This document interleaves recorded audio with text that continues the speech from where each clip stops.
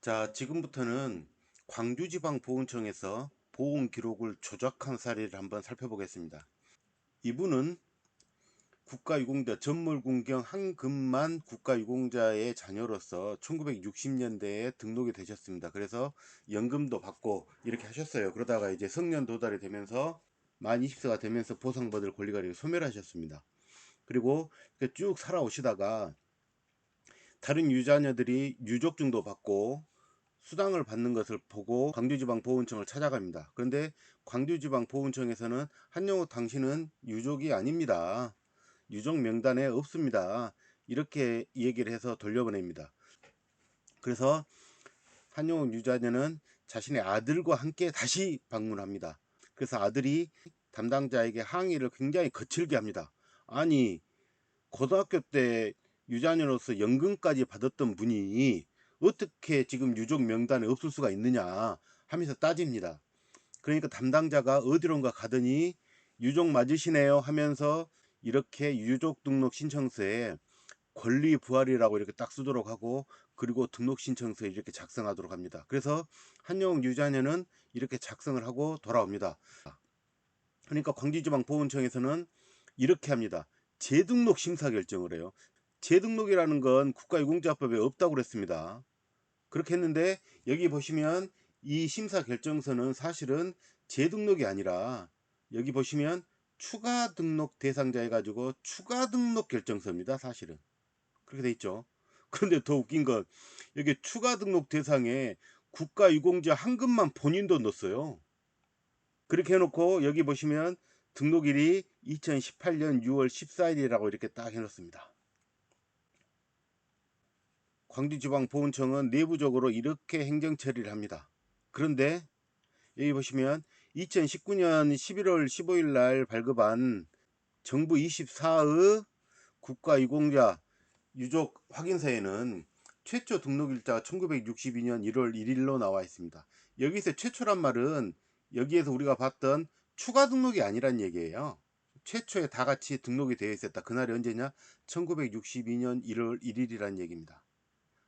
그런데 2023년 한영욱 유자녀는 유공자 유족 확인서가 필요한 일이 생깁니다. 그래서 2013년 7월 달에 장성읍사무소에 가서 유족 확인서를 하나 발급받고 싶다 하니까 장성읍에서 광주지방보훈청으로 보내서 이렇게 발급을 했는데, 이렇게 오프라인으로 발급한 유족 확인서에는 등록일이 2018년 6월 14일로 되어 있습니다. 그런데 2023년 8월 10일, 그러니까 한 달도 안 됐죠. 정부 24에서 발행한 국가유공자 유족 확인서에는 등록일이 1962년 1월 1일로 되어 있습니다. 어떤 것이 맞겠습니까? 정부 24가 맞겠습니까? 아니면 이렇게 광주지방보훈청에서 오프라인으로 한글 프로그램으로 워드로 쳐서 발급한 2018년 6월 14일이 맞겠습니까? 당연히 정부 24의 기록이죠. 정부 24 기록은요, 대한민국 행정 그 자체입니다. 그래서 똑같은 확인서를 2023년 8월 15일 날 떼보는데 똑같이 62년 1월 1일이라고 되어 있습니다. 그래서 한영욱 유자녀는 광주지방보훈청에 민원을 제기합니다. 이게 뭐냐 하면서. 그래 놓으니까 바로 정부 24의 등록일이 2018년 6월 14일로 바뀌어버립니다. 이렇게. 그러니까 지금 정부 24의 기록까지 마음대로 막 바꿔버리는 거예요. 보훈 공무원들은. 그래서 한영욱 유자녀는 정보공개 청구를 합니다. 정부 24의 기록은 광주지방청에서 마음대로 작성하지는 않을 거예요. 그래서 국가보훈부에서 작성을 했을 것이다. 이렇게 생각을 하시고 정보공개 청구를 하십니다. 그 내용은 공전자 기록이 변경되었다.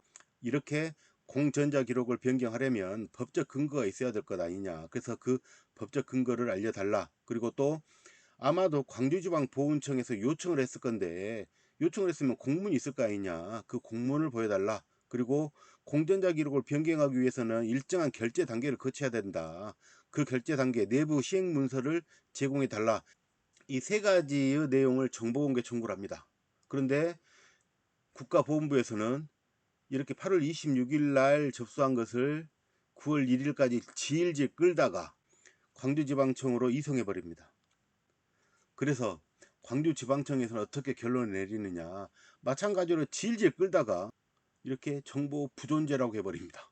무슨 얘기냐, 등록일자 변경은 국가보훈부 등록관리과에서 할 일이니까 우리한테는 없다, 그러니까 모른다 이겁니다. 공전자 기록을 정부 24일 기록을 바꿨는데, 바꾼 것은 맞는데 누가 했는지 모른다, 관심 없다 이거예요.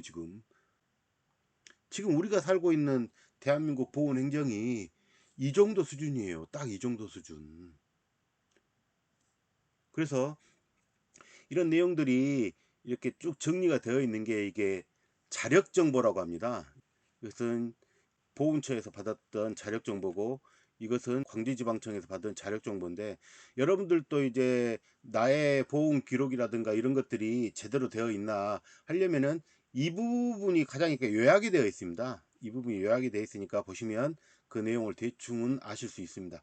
여기 보시면 이 정자력이란 말은 현재 살아있는 자력이다, 즉 보상을 받는 사람이 있기 때문에 계속해서 관리가 필요한 자력이다, 이런 뜻입니다. 그래서 여기 보시면 등록이 언제 나와 있습니까? 1962년 1월 1일로 되어 있죠. 보훈 대상자 해가지고.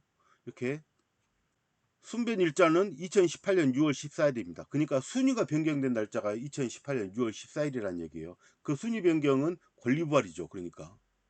그리고 신규 처리 일자 해가지고 1984년 12월 1일이라고 되어 있는데, 이것은 예전에 군사원어 보상법에서 국가유공자법으로 통합될 때 그때 전산에 다 이기한 겁니다. 예전에는 군사원어 보상법부터 시작해가지고 보훈에 관한 법률이 7가지가 있었습니다. 그런데 그 7가지 법률을 모두 하나로 합친 게 지금의 국가유공자법이에요. 그래서 이 군사원어 보상법에 있던 자료들을 모두 국가유공자법으로 옮긴 날이 이날입니다.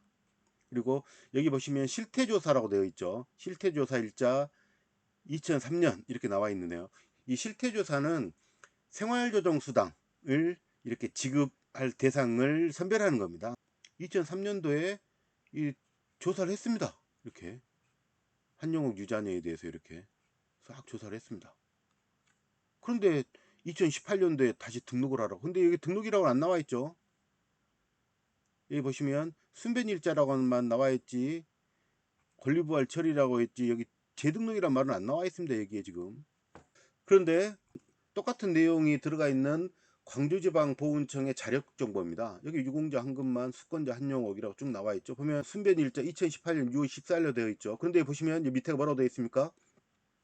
재등록일자 2018년 6월 14일. 재등록 사유는 권리부활. 권리부활이 재등록 사유입니까? 권리부활은 순위 변경일 뿐이에요. 순위 변경 사유라고 되어 있죠. 권리부활. 순위 변경이 재등록입니까? 여기 보시면 또 신규 등록 처리일자 1984년 12월 1일이라고 되어 있죠. 좀 전에 설명드린 대로 군사원어 보상법 시절에 7개의 법률이 국가유공자법으로 통합되면서 한꺼번에 정리한 게 1984년 12월 1일입니다. 이것은 신규 등록이 아니죠. 등록 내용을 이기한 거죠. 등록 내용을 이기한 건데, 어쨌든지 간에 그냥 국가유공자법에서 다시 이제 뭐 관리한다는 의미에서 신규 등록 처리라고 한 것까지는 그냥 좀 어떻게 보면 이해해 줄 수 있습니다. 이렇게 1984년 12월 1일 날 자기들의 표현 그대로 신규 등록 처리를 해놓고 등록이 되어 있는데 2018년 또 왜 재등록을 합니까? 이게 지금 말이 안 되잖아요. 그런데 이런 식으로 막 조작을 해버립니다. 헷갈리게 하면서 이렇게 재등록 일자가 당신의 등록일입니다. 그렇기 때문에 2018년 6월 14일부터 보상을 받을 권리가 있습니다. 그 이전에는 보상을 받을 권리가 없습니다. 이렇게 주장을 해버려요. 그러면 이렇게 조작을 하는 그 이유가 뭘까? 그 이유를 우리는 한번 생각을 해봐야 됩니다.